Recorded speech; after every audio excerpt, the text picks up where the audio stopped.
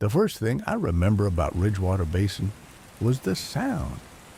Most people think forests are quiet, but they're wrong. Woodlands sing, they creak, they moan, they shift and breathe like living beasts. But Ridgewater, it didn't make noise the way a forest should have. It was the kind of place where even the insects seemed to think twice before chirping. My shift started just before dusk. I had only been working as a ranger in that sector for 2 months, and I was still learning the terrain. Ridgewater wasn't a usual assignment. They only sent rangers up there when the reports started stacking too high, missing hikers, lights in the woods, strange animal calls that radio logs couldn't categorize. No one ever said the word haunted. That was bad luck, apparently, but everyone had that same stiff posture when Ridgewater was mentioned, like someone had walked over their grave. My assignment that evening was a simple sweep along the old service road leading to the decommissioned fire cabin.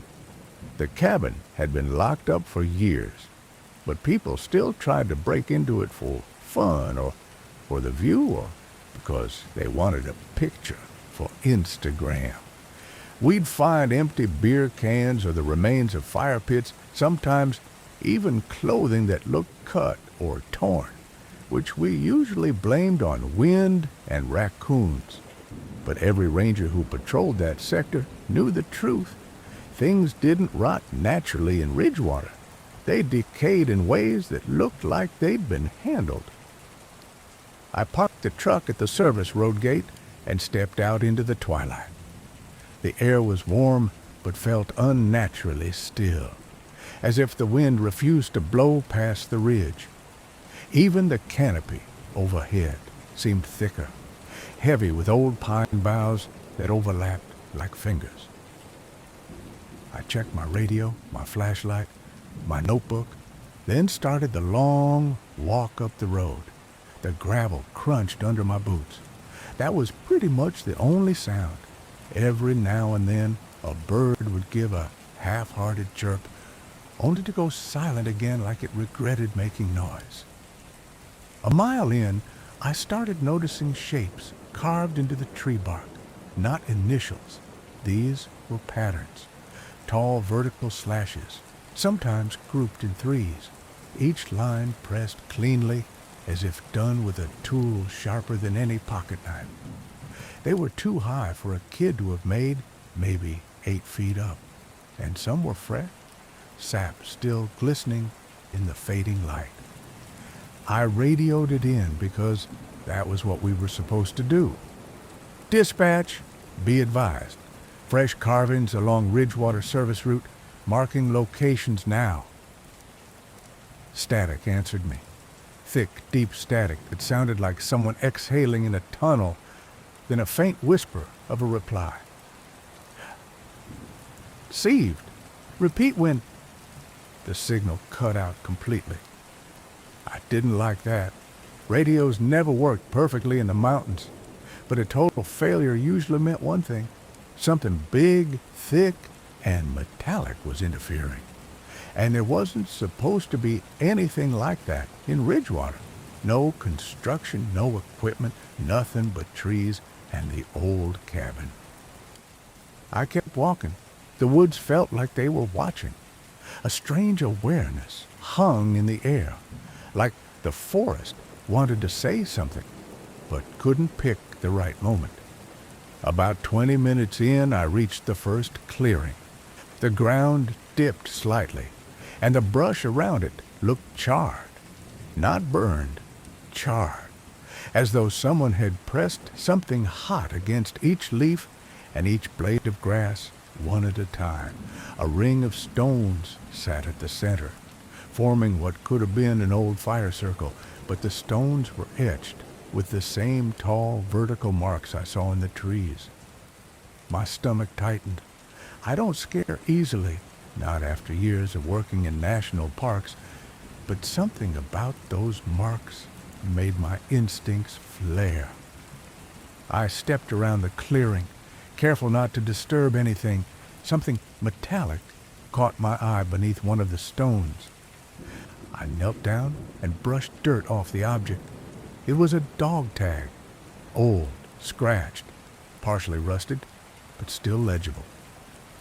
Walter J. Hagerman, 1994. U.S. Has, a ranger, one that had gone missing 10 years before I even joined the service. Hagerman's disappearance was the sort no one talked about. One of those stories with too many versions. Some said he got lost in a storm. Some said he fell into a ravine. Others whispered that he radioed for help, but his voice wasn't alone on the call. Whatever the truth was, they never found his body.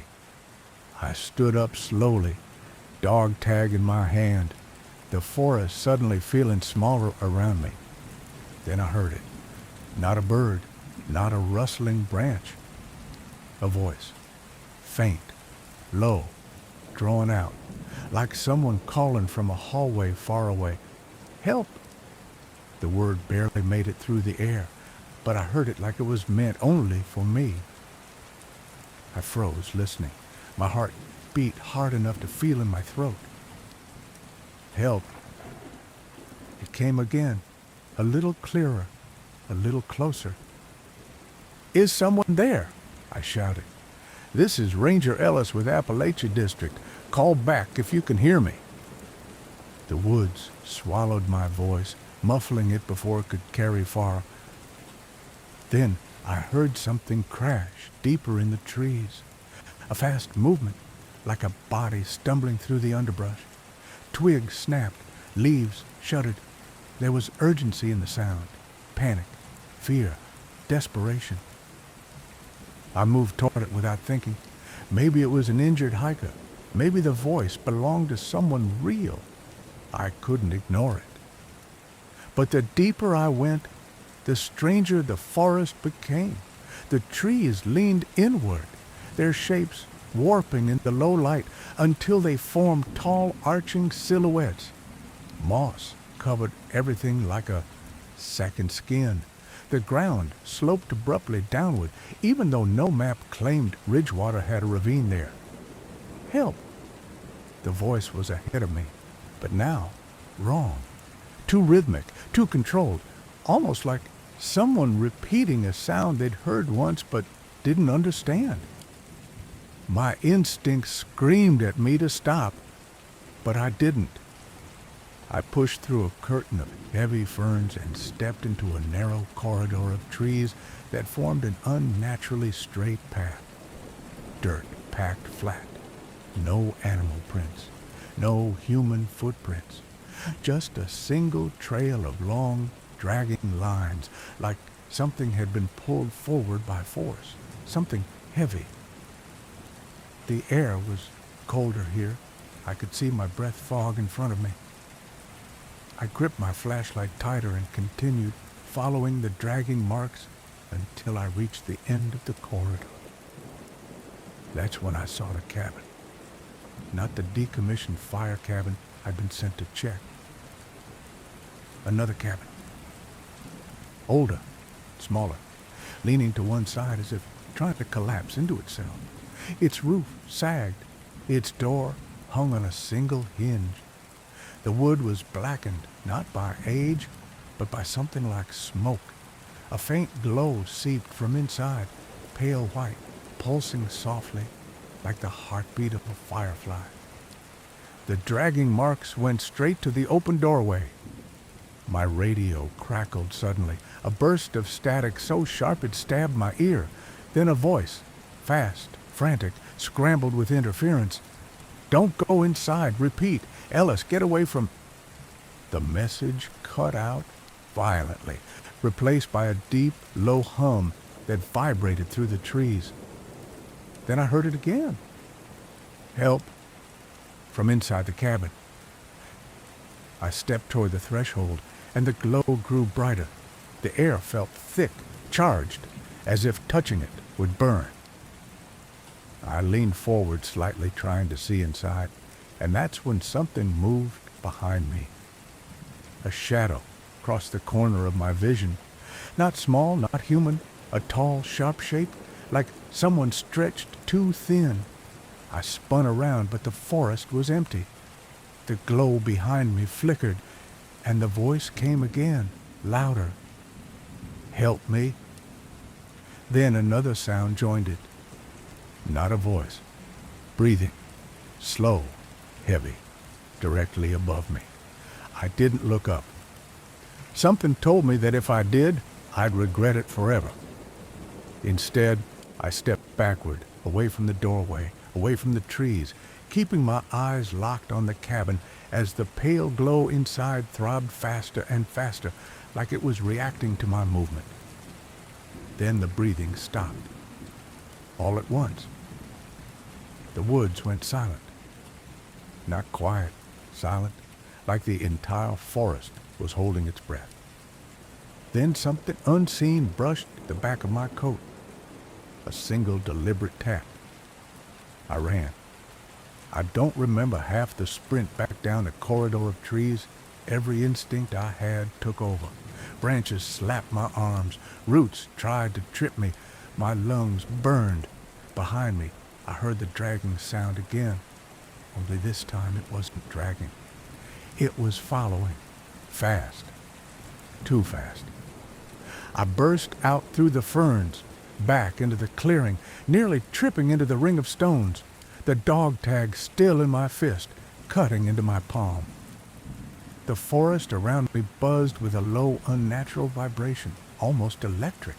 My radio came back on in a burst of chaotic noise.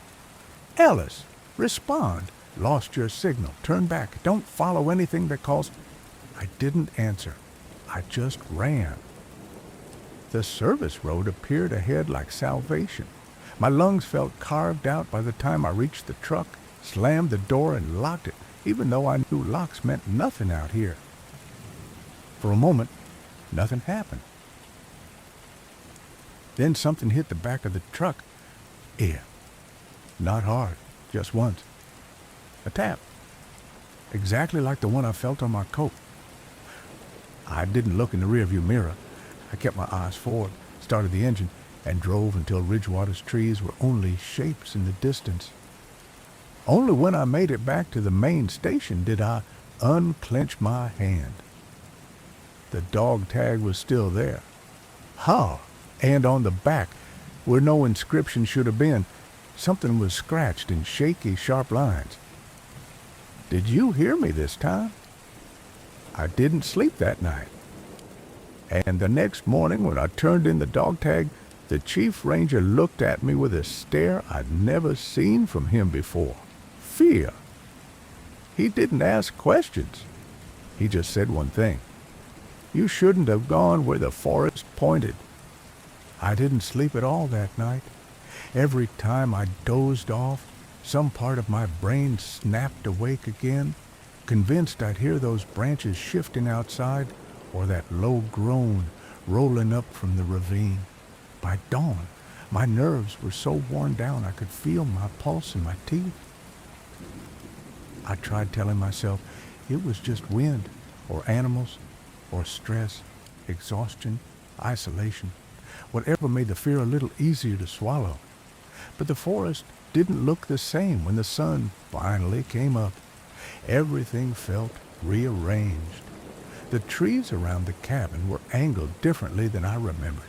Nothing dramatic, just subtle enough to make me question myself, like the woods had shifted 2 inches to the left while I wasn't looking. I stepped outside with my radio clipped tight to my belt. First thing I checked was the dirt around the cabin. I expected to see weird tracks or drag marks, something that would explain the sounds from last night. But there was nothing, not even my own prints from yesterday. The ground was smooth, disturbed only by the wind. It looked like no one had walked around the cabin in days. That was impossible. I had walked back and forth 12 times.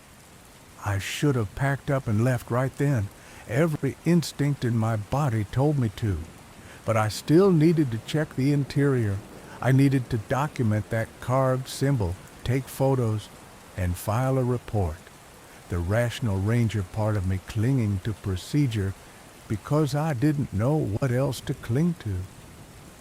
The inside felt colder than it had last night.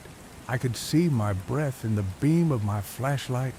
The carved mark on the wall looked even deeper now, like it had been etched with something sharper, heavier. The lines were clean, precise, too precise. The thing reminded me of tree roots tangled together but arranged deliberately, almost like a sigil. I snapped pictures. My hands kept shaking. The center of the symbol looked darker, wet. At first I thought it was sap leaking through the wood until the smell hit me. Metallic, faint, but unmistakable blood. I ran my gloved fingers lightly across the grain, and they came back red-brown, dried. I backed away and called it in. The carving, the blood, the sounds from the night before. The dispatcher told me to stay put until another ranger team could meet me. 2 hours, maybe 3. I had no intention of staying inside that cabin, but I could stick close enough outside that I'd hear their truck when it rolled up. I spent the next hour pacing the small clearing in front of the cabin, trying to keep myself alert. At 9:47 a.m., something changed. The forest went silent, completely. No birds, no wind, not even the usual creak of branches. Just emptiness, like sound itself had been drained out of the air. That's when the radio crackled. At first it was static. Then the static bent, softened, shaped itself into something almost like breathing. I froze. The breathing deepened, slow, steady, as if someone was pressing their mouth right against the speaker. "Base," I said, forcing my voice to stay calm. "Base, confirm you're receiving." The breathing stopped. A voice whispered through the static, soft and low, like someone speaking from far down a tunnel. "Behind you." My spine turned to ice. I spun around so fast my boots kicked up dirt. Nothing was there, just trees, empty trees. I raised the radio. "Base, repeat transmission." But now it wasn't breathing coming through the speaker. It was footsteps, slow, heavy, moving across wood, boards creaking under weight. Inside the cabin, my heart hammered so hard I felt dizzy. I didn't want to go back inside. I knew whatever was in there wasn't something I could reason with or call for help about or even describe in a report without sounding like I'd lost my mind. But I couldn't just stand there while something moved inside the structure. I stepped up onto the porch. The boards underneath me groaned. The footsteps inside stopped instantly, like whoever, whatever was in there was listening. I reached for the door handle, pushing slowly so I wouldn't give myself away. The hinge whined softly, just a sliver, just enough to see inside. The cabin was darker than it should have been, too dark for daylight, like the light refused to enter it. Something was standing in the corner. At first I thought it was just a shape, maybe shadows, maybe a coat hanging off a beam. But then it moved, slowly, its head lifting toward me. I didn't see eyes or a face or any kind of human feature, just an outline tall enough to brush the rafters, and long, thin limbs that didn't seem attached right. I shut the door so fast dust puffed up around the frame. Yeah, my radio screeched. Not static this time, full, sharp feedback that made my ears burn. I dropped it and ran. I didn't care where I was going. I just needed to put distance between me and that cabin. I sprinted down the trail, branches whipping against my arms. The forest didn't look like it did earlier. Paths that should have curved right now went straight, Fallen trees I remembered stepping over were gone. Everything had rearranged itself again. I stopped running when I realized I was no longer on any marked path at all. My breath fogged the air in quick bursts as I spun in circles, trying to get my bearings. Then I heard footsteps behind me. Not fast, not chasing, just walking, slow and deliberate. I didn't look back at first, I just started walking faster. When the footsteps matched my pace, I moved faster. When they sped up again, I broke into a run. They were running too. I didn't think anymore. I just yelled into the forest. Hey, hey, I need help. Anybody. A voice shouted back almost immediately. Hold on, don't move.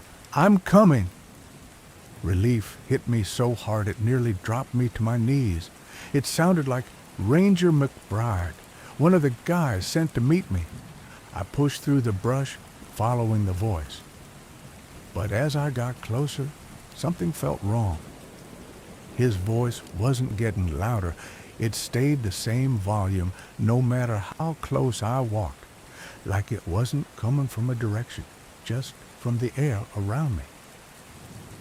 McBride, I yelled. Where are you? Right here, the voice said. But the clearing in front of me was empty. I stopped walking. That's when the voice changed. Same tone, same cadence, but flat, hollow, like someone trying to mimic human speech without understanding it. Right, here. I stepped back slowly. The woods leaned inward, or felt like they did. Shadows stretched long across the ground, reaching in my direction. Something moved between the trees. Not the tall thing from the cabin, something smaller, something fast. I didn't wait to see it.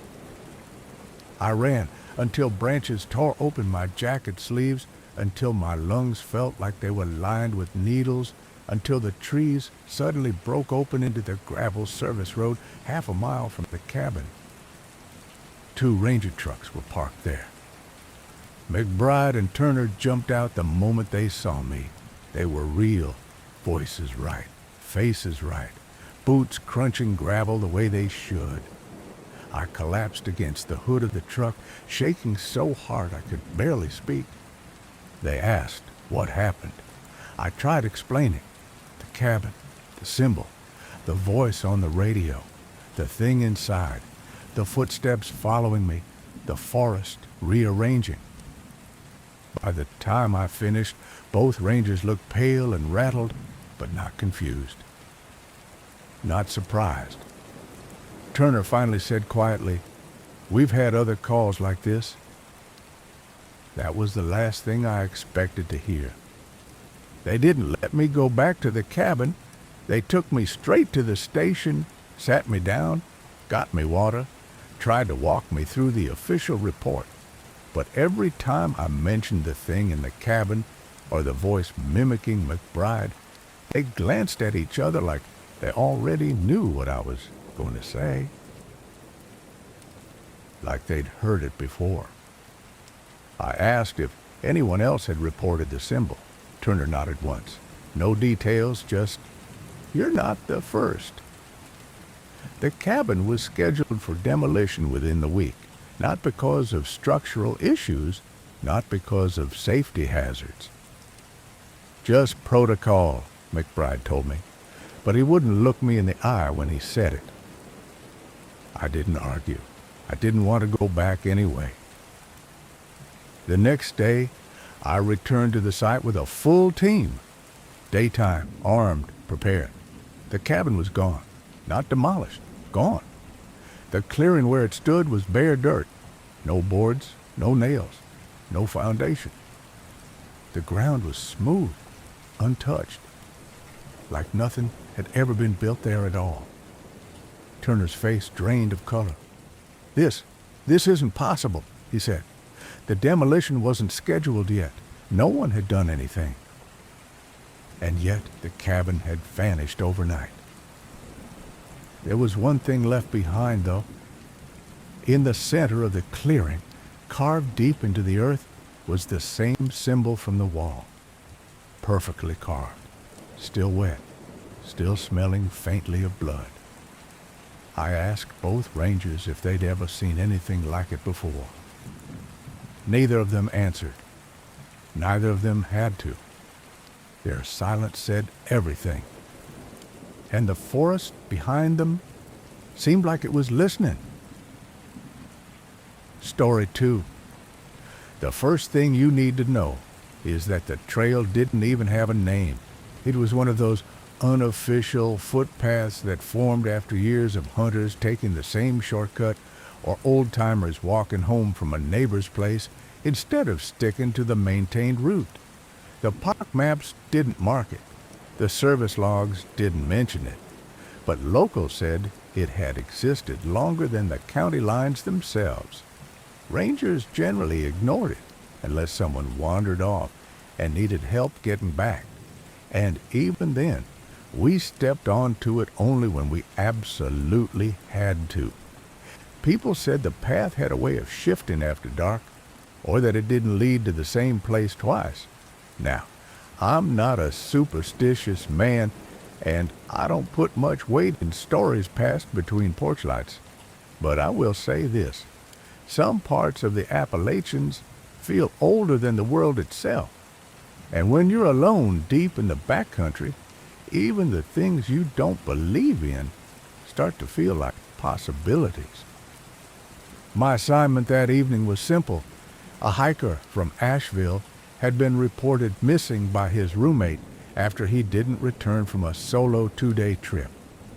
According to the trip plan, the man intended to follow a standard loop trail and return by sunset the day before, but when he didn't show up, we were notified. The search teams had covered most of the main trail system in the daylight, but by the time I got to base camp, the fog rolled in faster than expected, thick and low to the ground. My lead told me to focus on the southern quadrant near a creek crossing known for confusing tourists. I'd walked that route dozens of times. I didn't expect anything unusual. The first hour passed without incident, just the usual quiet of the woods settling into night. The forest was damp from a light rain earlier, and the fog rose off the ground like steam from a kettle. The trees stood tall and dark around me, their silhouettes soft and distant in the mist. I walked slowly, checking for signs. Broken branches, footprints, dropped gear, anything out of place. Found nothing. It wasn't until I reached the creek that the woods changed. There's a point where the maintained trail bends hard to the left and crosses a set of old, worn stones. Most hikers follow the bend. A few drift straight and end up wandering into the low brush. And a very small number, usually locals or hunters, cut across the bank and step onto that unmarked path. That's where I saw the footprints. Fresh ones, deeper on the right foot, lighter on the left. A pack weight imbalance, or maybe a minor injury. They matched roughly the size we estimated from the hiker's boots. The prints didn't follow the main trail. They led straight toward that unlisted path. I didn't like it, but ignoring them would have been worse. I radioed in my position, told dispatch I was taking the unofficial route for 500 yards and checking for signs of the subject. They told me to update every 15 minutes. Simple enough. I stepped onto the path. It felt like crossing an invisible line. The air cooled noticeably. The smell changed, too, shifting from the usual wet earth scent into something older, like cold stone and still water. The fog thickened ahead of me, gathering low in the hollows between the roots. The quiet deepened. Usually at this hour you'd hear insects ticking or the distant hoot of an owl, but the woods felt sealed shut, as if someone had dropped a blanket over the whole mountain range. The footprints continued clearly for the first 100 yards. Then the fog swallowed the trail, and I had to crouch low to see them. They grew erratic, wider spacing, then tighter, then almost overlapping, like the hiker changed pace repeatedly. I found a snapped branch about chest height, some scraped bark, and what looked like the corner of a torn backpack strap caught on a vine. All good signs he was alive, just off route. I kept going. My next radio check came at the 15-minute mark. I pressed my mic and waited for the familiar static crackle. Nothing. I tried again, even raising the unit slightly in case of elevation interference. Still nothing. The signal wasn't dead, just muted, like something was swallowing it. I toggled to a secondary frequency, but all I got was soft distortion, as if someone was breathing against the mic on the other end. I should have turned back then, but the footprints were right ahead of me, clear and recent. Leaving a lost hiker alone in this kind of darkness didn't sit right.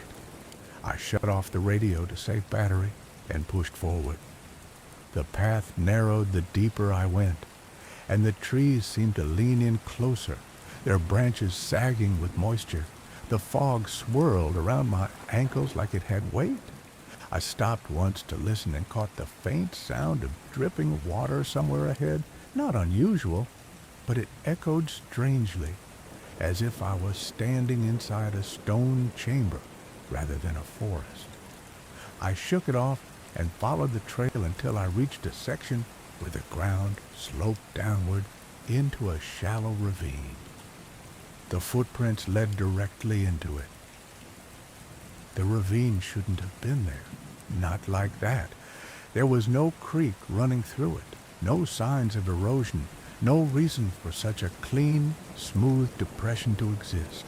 It looked carved, deliberately shaped by something that didn't care about the usual logic of the terrain.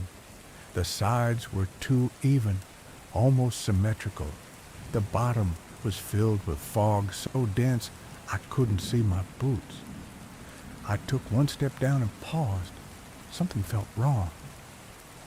The fog was warm. Just in that depression. The rest of the woods were cool and damp, but this fog had a faint warmth to it, like mist rising off a hot spring. I tried the radio again. Nothing. The warmth unsettled me. Warm fog meant a heat source, and there was no geothermal activity in this part of the mountain whatsoever. I scanned the area with my flashlight. The beam cut through the fog in thin slices, but nothing moved, nothing shifted.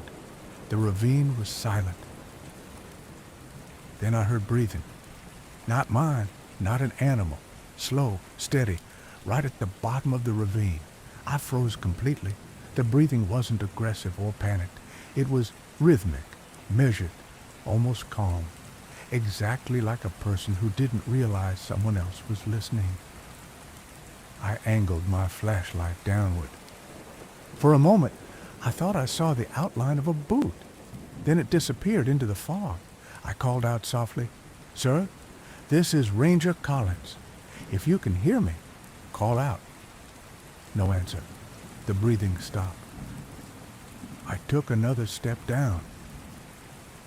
The warmth of the fog rose around me like the air inside a tent someone had been living in.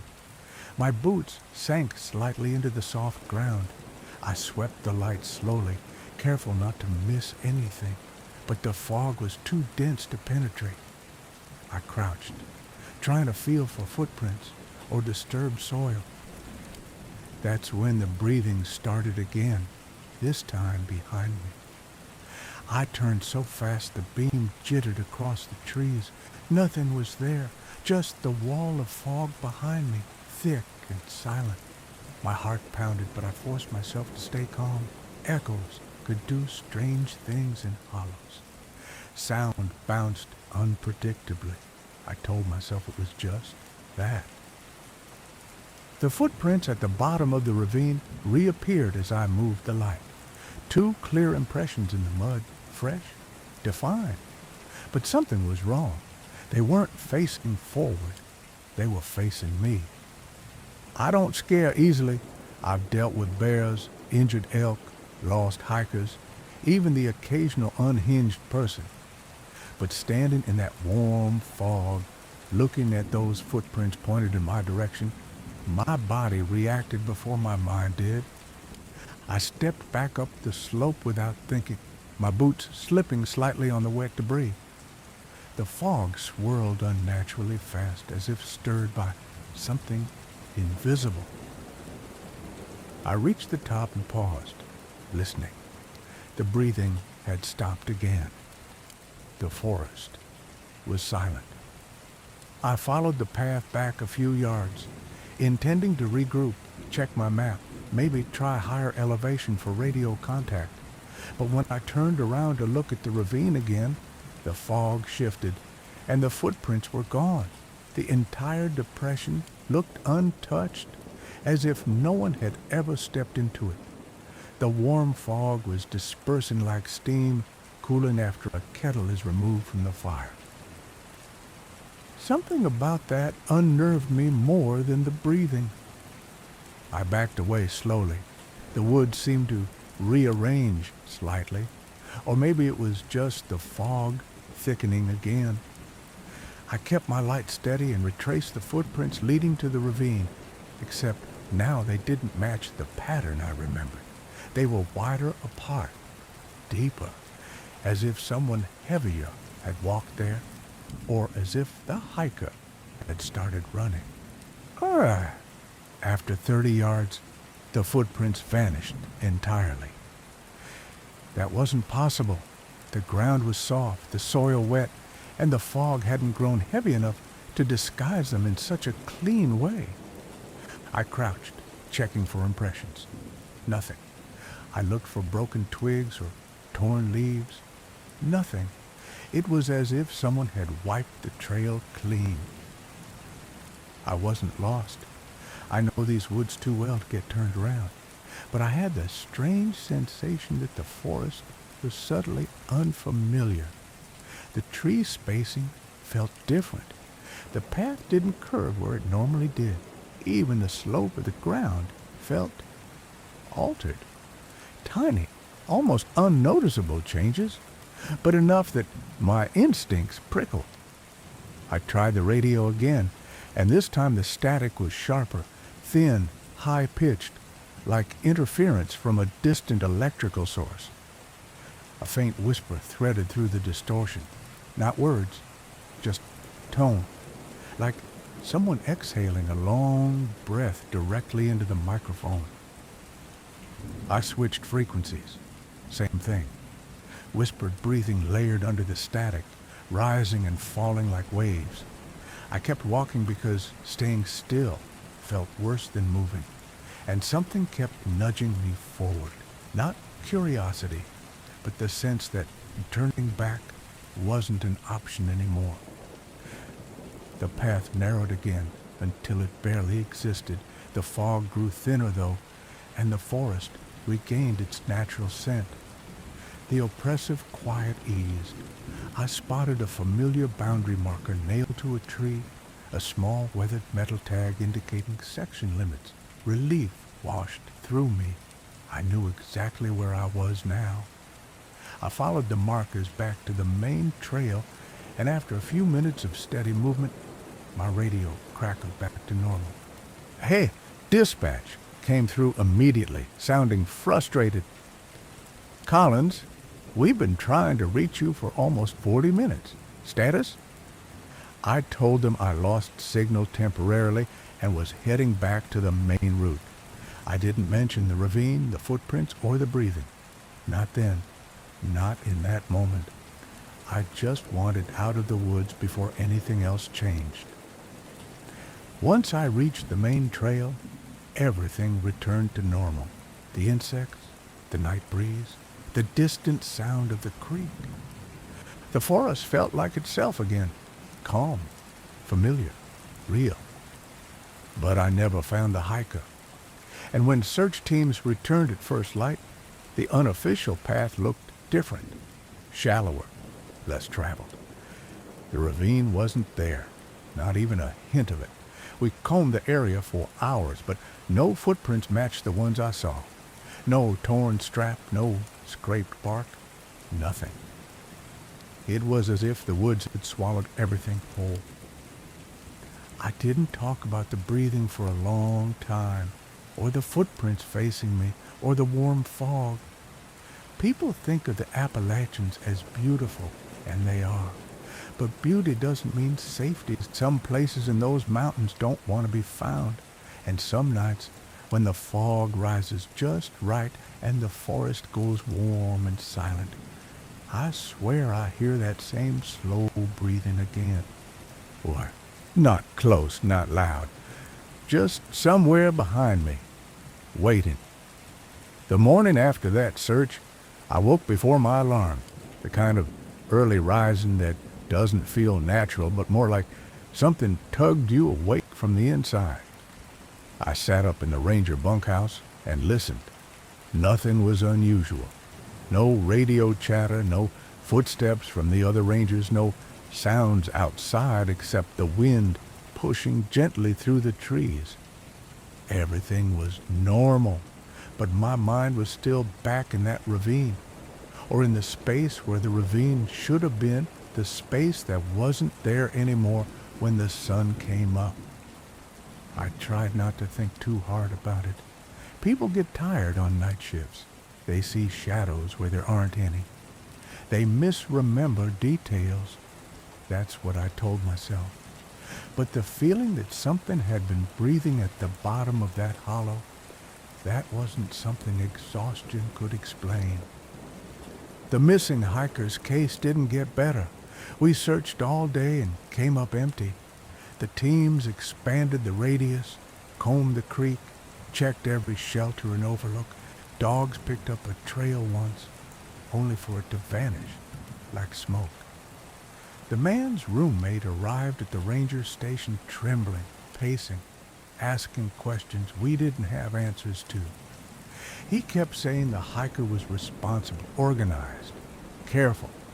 He wasn't someone who trailed off the main route or wandered into unmarked terrain. He knew how to follow his own hike plan. But the footprints I saw, which were real no matter how much I tried to soften the memory, said otherwise. He had walked right onto that unofficial path like it had been guiding him or calling him. By evening, the search was scaled back until morning light. The fog was expected again, and none of us wanted a full search team lost in low visibility.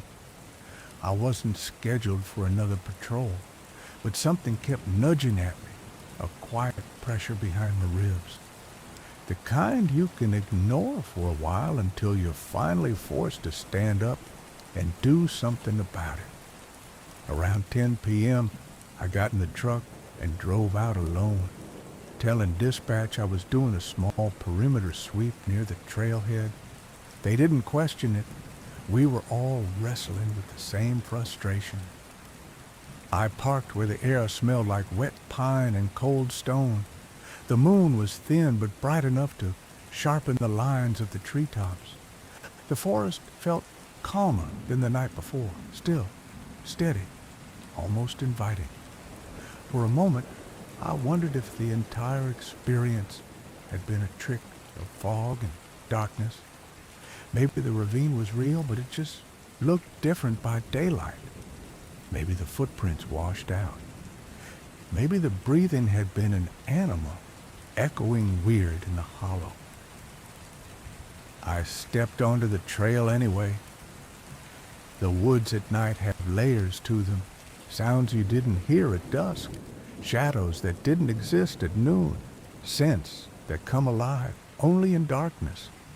The Appalachians especially, they feel older at night, deeper, like the mountains settle into who they really are when the daylight lets go. I walked slowly, letting the quiet settle around me. Every now and then, I tapped my radio just to reassure myself it still worked. It did, but that almost made me more uneasy. The creek crossing came into view just as the fog began to form again, not as thick as the night before, but still rising in slow waves from the cold water. I swept my beam across the stones, half expecting to see new footprints. None. Just the creek churning gently over a bed of dark rocks. The unofficial path was visible tonight, faint but still present. A narrow break in the brush leading deeper into unmarked territory. I didn't step onto it, not immediately. Instead, I stood still and listened. The woods had that hush to them again, not silent, but concentrated, like everything was leaning in to hear something. My ears rang faintly, the way they do when a space is so quiet your own body seems louder. My breath felt too loud. My boots felt too heavy, but nothing moved. After a minute, I walked forward. The path had changed again, not drastically, just enough that the turn was sharper, the underbrush sparser. It felt freshly stepped on, but I saw no prints. I followed it slowly, marking my position on the GPS, though I already knew it would behave strangely. These woods had a tendency to twist the land a little after dark. Not magic, not supernatural, just the odd ways fog and angles distort your sense of direction. Or so I believed once. The deeper I went, the cooler the air became. The warm fog from the ravine the night before was nowhere to be found. Everything here was crisp and cold, dew settling along the ground in silver dots. The moonlight filtered in strips through the branches, leaving patches of glowing mist. At one point, I paused to lean down and examine a tuft of moss that had been pulled loose from a tree root. The moss looked freshly disturbed. I brushed it with my glove, damp, recently handled, but no boot print near it. That was the first moment I felt watched. Not threatened, just observed, like the forest had paused to see what I would do next. I continued until the path narrowed enough that I had to turn sideways between two old poplars. My radio buzzed lightly, faint static, nothing worrying. A few more yards forward, the static began to shape into a pattern similar to last night. That thin, whispering tone, not words, more like breath sliding across glass. I froze. "Dispatch, copy," I said quietly. Static. Then a soft exhale. Not human, not animal, just breath. I switched channels. It followed. The woods around me didn't shift, but the air felt tighter, as if the space had thickened. My boots sank slightly into softer soil. The fog swirled around my knees. I scanned my light around slowly, half expecting to see something crouched between the trees. Nothing. Just the quiet. I moved forward, one careful step at a time. The path dipped downward, not into a ravine this time, but into a shallow bowl of land shaped by old rain erosion. The moonlight pooled there, turning the fog pale and luminous. I walked into it cautiously, letting my boots test the ground. It was firmer tonight. The fog wasn't warm. Everything seemed normal. But something was missing, and it took me a moment to realize what. There were no footprints. Not mine.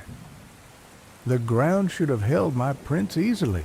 The soil had enough moisture to preserve impressions. But behind me, the surface looked smooth, as if I hadn't walked across it at all. I crouched, running my fingers through the top layer. It parted easily, like powder. There should have been track, even a drag mark, even a scuff. Nothing. The fog drifted past me in slow ribbons. I stood up slowly and turned off my flashlight, letting my eyes adjust to the soft moonlight.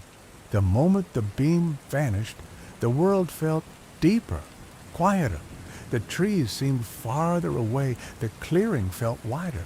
The bowl-shaped land looked less like erosion and more like a deliberate hollow, a place carved out for something that didn't want company. I took one breath. That's when I felt the warmth again. Not from the fog, from the air itself, a subtle wave of heat brushing past my face, followed by the unmistakable sensation of someone standing behind me, not moving, not breathing loudly, just there. I didn't turn around, not immediately. A part of me knew there would be nothing visible, just empty space and a forest pretending it wasn't looking back. But I couldn't shake the feeling that something stood inches from my back, tall and still. I raised my radio, thumb hovering over the transmit button. Before I pressed it, a single sound broke the silence. Footsteps, slow, deliberate, not behind me, ahead.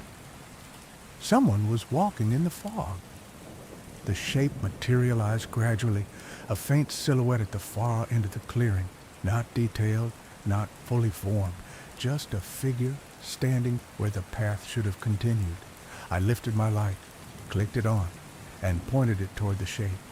The beam cut through the fog, bright and hard. There was no one there. The silhouette vanished instantly like a trick of the mist, but I had seen it, tall, upright, facing me, not moving. I moved my beam slowly across the tree line. Something glimmered faintly, a piece of metal. I walked toward it with cautious steps. It was a buckle, half buried in the soil, a backpack buckle, the exact type the missing hiker's bag had. I crouched and examined it, fresh, clean. The metal wasn't weather-worn. It hadn't been here long. I pocketed it and stood again, scanning the clearing. That's when the breathing returned. This time it wasn't distant. It wasn't echoing. It was close enough that I felt a subtle warmth against my left ear, as if someone stood just out of sight, whispering without speaking. I turned my head slowly. No one was there, but the air shimmered faintly, like heat rising from pavement. A ripple of warm fog brushed past my cheek, drifting toward the path behind me. The forest seemed to inhale as one, branches creaking softly, leaves rustling without wind. I felt watched again, stronger now, not curious watching, expectant watching. I backed away slowly. The fog shifted, rolling toward the deeper woods as if pulled by something invisible. A low rhythmic vibration hummed under the soil, so faint I might have imagined it. The warmth pulsed once more, then dissolved. And then the clearing went cold. Everything normal again. No warmth, no breathing, no whispering static. The radio clicked back to its usual soft hiss. The bowl-shaped hollow looked just like any natural depression in the land. The path behind me seemed familiar again. Whatever had been here was gone. Or hiding. I walked back to the trail without turning off my flashlight. The moment my boots touched the official path, the tension lifted from my body like a weight I didn't realize I was carrying. The woods returned to their usual rhythm, insects, distant owls, wind in the leaves. My radio cleared completely. At the station, I filed a report about the buckle and the possible location the hiker may have passed through. I did not mention the breathing or the figure or the absence of footprints. Those details wouldn't help anyone. But something stuck with me. Later that night, when I took off my boots and set them by the door, I noticed the soles were perfectly clean. No mud, no leaves, no soil, as if I hadn't walked on anything at all, like the ground had never touched me. I tried to sleep, but I kept hearing the faintest echo of breath each time I drifted. Not my breath, something steadier, quieter, patient. Not close, not loud, just there, watching. The next day we found something new. A second buckle. Same hiker, same bag, but the location it was found made my skin crawl. It was sitting right on the main trail, placed there, as if someone or something had walked out of the woods and gently set it down. Not dropped, not lost, placed. And the ground around it was smooth, perfectly smooth. No footprints anywhere. Not the hikers, not mine, not anyone's. Just the woods pretending not to look. Ranger Lewis always said the mountains had a memory, not a poetic one, an actual memory, like a living thing that could hold on to people and places long after they were gone. That was the kind of sentence he'd drop casually while sipping burnt station coffee at 2 a.m., his boots still muddy from a patrol. I never believed him, not until the night I followed him up to a ridge the map said didn't exist. The shift that started it was supposed to be simple. A couple missing for 3 hours past check-in, both experienced hikers, nothing dramatic. The weather was clean, the moon was bright, and my biggest worry was a black bear rummaging through a dumpster near the visitor center. When dispatch sent their names, Aaron and Beth Carter, I grabbed a radio, a GPS unit, and signed myself out at 1842. Lewis was already halfway down the trail, moving fast, not giving me time to tie my boot properly. That should have been my first warning. The Carters had taken Ridgeway Loop, a trail we all knew by heart. It circled the slope past a small spring and reconnected with the main path. Nothing dangerous except for the occasional loose stone. But when I caught up to Lewis at the fork, he wasn't facing Ridgeway. He was staring up a thin deer path that cut straight into the darker timber. I asked him why we weren't following the map. He didn't turn. He just said, "This is where they went." I shined my flashlight on the track. No prints, no crushed fern stems, no sign of passage. It was the type of path wildlife used lightly, barely enough space for a man to walk. I told him that. He didn't care. "They were heard up here," he said. That stopped me. Dispatch hadn't said anything about hearing them, only that they were overdue. I asked him who heard them. He said, "I did." He finally looked at me then, and there was something in his eyes, alert, sharp, like he was tracking something just beyond my shoulder. I thought he was tired, maybe stressed. I didn't argue. I followed him up the narrow path. The first 100 feet were normal enough. Cool air, the smell of spruce, the occasional crack of a twig under our boots. But then I began noticing the silence. Not the peaceful kind, the living forest kind. This was different.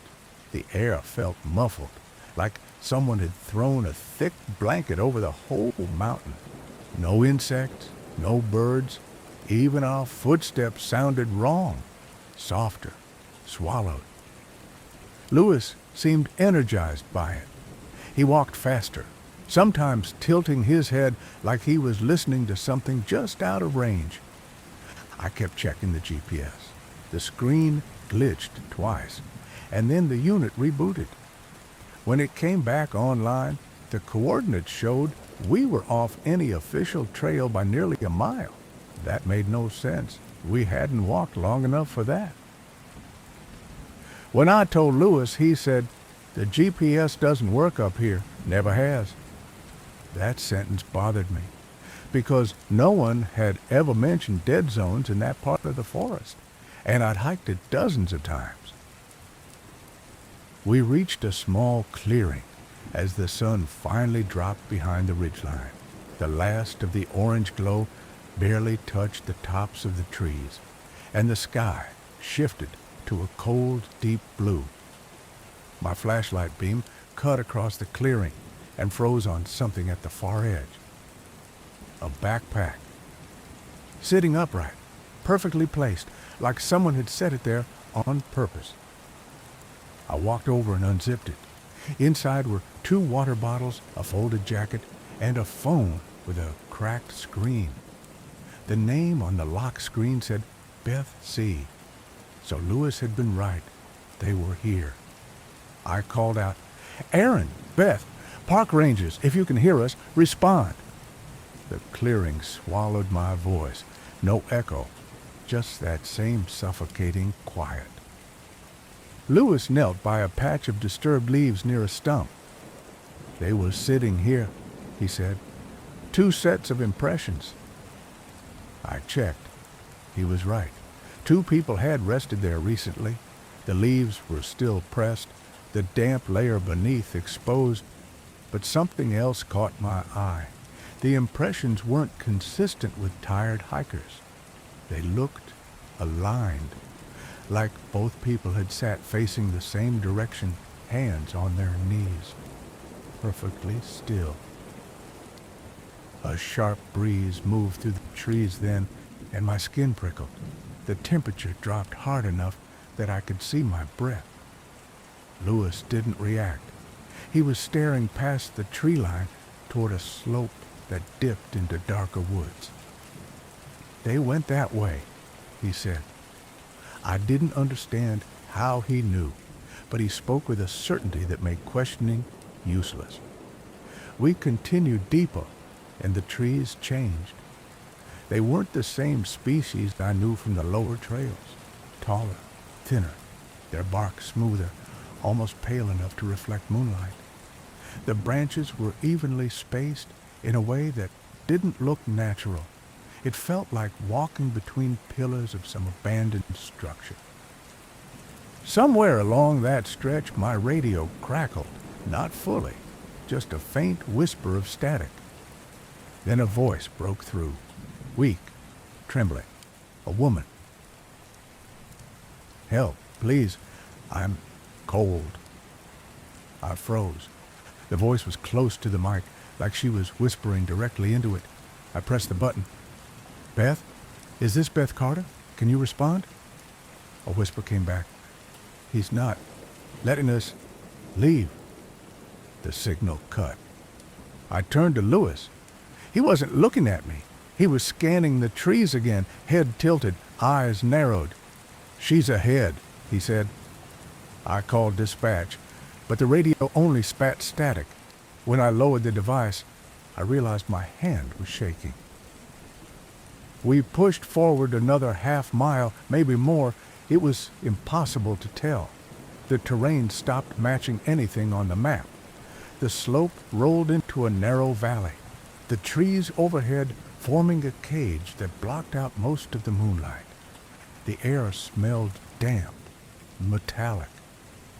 The kind of smell right before a storm, but the sky was clear. Then we found the cabin. It sat crooked on a shallow rise, boards weathered to silver, chimney collapsed inward. The windows were black voids, glass long gone. A small porch sagged forward, threatening to fall with the slightest touch. I could taste dust in the air just looking at it. But the strangest part was the glow. A faint, warm light leaked through the crack beneath the door, flickering like firelight. Lewis walked toward it like he'd been expecting it. I grabbed his arm. "We don't know what's in there." He shook me off gently. "We're close." I followed, my body fighting the instinct to turn back. The boards on the porch creaked under our weight, the kind of sound that felt too loud in the suffocating quiet. I reached for the doorknob. It was warm. I opened the door slowly. Inside was a single room, dust thick enough to blur footprints. A cast iron stove sat in the far corner, cold and long, unused. But the flickering light didn't come from a fire. It came from a lantern on the floor, old style, dented, glass fogged with age. Next to it were two objects, a man's shoe and a woman's scarf, both laid out side by side, perfectly placed, like the backpack. I whispered, "Lewis, they weren't here long, the dust." He didn't answer. He was staring at the far wall. I turned and saw a doorway I swear hadn't been there when I first scanned the room. A narrow hallway leading deeper into darkness, too deep, longer than the cabin could possibly allow. A woman's voice drifted out, faint and tired. "Please, we're here." I raised my flashlight. Something moved at the far end of that impossible hallway. Oh, something that stepped back just beyond the range of the light. Lewis took a step forward, and just before I could grab him, the lantern beside us went out. Instant black. The temperature dropped to freezing, and the floorboards behind us creaked, as though something had stepped into the room. When the lantern died, it was like the whole cabin inhaled. The darkness wasn't just the absence of light. It pressed in from every direction, thick and heavy, like the air had weight. For a moment, I couldn't even hear my own breathing. My fingers fumbled for my flashlight switch, but nothing happened. The beam refused to come alive. Lewis whispered my name somewhere to my left, but his voice sounded muted, like he was speaking through a wall. The floorboards creaked again behind us. I turned slowly, reaching out in the dark, trying to get a sense of where the door had been. There should have been a draft from outside, a shift in the temperature, anything to help orient me. But the room felt sealed shut. I couldn't even smell the forest anymore, only dust, and something faintly metallic, like cold iron. Lewis whispered again, only this time he wasn't near me. His voice came from down that hallway, farther than he could have walked in the few seconds since the light died. He called, "This way." I didn't move. I knew Lewis. I'd hiked with him for years, and the voice coming from that hall sounded like him, but hollow, stretched thin, drained of warmth. I reached toward where I thought he'd been standing before the lantern went out and found nothing but empty air. I whispered his name, but the voice in the hall repeated, "This way," and it sounded more insistent, more impatient, almost irritated. My flashlight flickered then, just a sputter of light across the floor, enough to reveal the lantern still on its side where it had been, but the glass was blackened from the inside, like something had blown out the flame intentionally. The light sputtered again, this time catching on the man's shoe and woman's scarf. They lay exactly as before, too exact, too arranged. The hallway remained a perfect void. I took a breath, called out in a steady voice, "Lewis, if that's you, answer something only you'd know." Silence. Then, faintly, the voice again, "This way." Not angry now, just wrong. The flashlight crackled a third time before going steady, weak but functional enough to see. I scanned the room, half expecting to find new footprints in the dust. But the floor remained untouched, except where we had walked. The boards behind me that had creaked weren't visibly disturbed. Nothing had moved. Nothing had left a mark. But something had been there.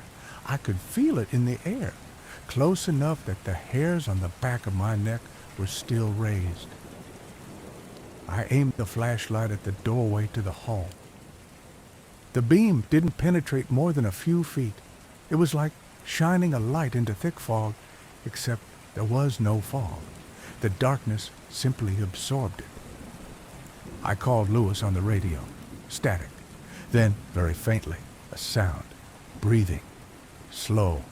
Too slow to be human, like deep, measured inhalation spaced far apart. I lowered the radio immediately, every instinct screaming not to put my ear any closer. I backed toward the cabin door. I kept the light low, scanning the floor, the corners, the walls, refusing to take my eyes off the surroundings for even a second. When I reached where the door should have been, my hand hit rough boards. Not the frame, not the edge. Solid wall. I checked again, pressing along the boards, my breathing quickening. No seam, no hinge, no cold air, no exit. The cabin had changed. Behind me, the hallway exhaled, a long, low sound like air being pushed through unseen lungs. My light flickered. I pressed my back to the wall, hugging the corner, trying to give myself a view of the whole room. My heart thudded so loudly I swore the cabin could hear it. I tried the radio again. Lewis, respond. Where are you? This time the static broke apart. His voice whispered, behind you. I spun, flashlight snapping upward. Nothing. Then the hallway breathed again, louder, closer, like whatever was inside was leaning toward the entrance. I realized the room wasn't silent anymore. There were faint footsteps, soft, irregular, coming from behind the walls, above the ceiling, beneath the floor, not walking, searching. The boards trembled beneath them, just slightly, like pressure shifting on old beams. My throat tightened as the flashlight beam quivered in my grip. Then I heard something else. A woman's voice, weak, trembling, layered under the footsteps. We tried to leave. We tried. I yelled out, Beth, if you're alive, call out again. She answered immediately, too immediately, here, we're here. But her voice didn't come from the hallway. It came from the radio, which I hadn't touched. My flashlight flickered again. My pulse hammered. Something scraped along the inside wall of the cabin, slow, deliberate, as though fingertips were tracing the wood from the other side. The sound traveled, dragging along the boards until it stopped beside my shoulder.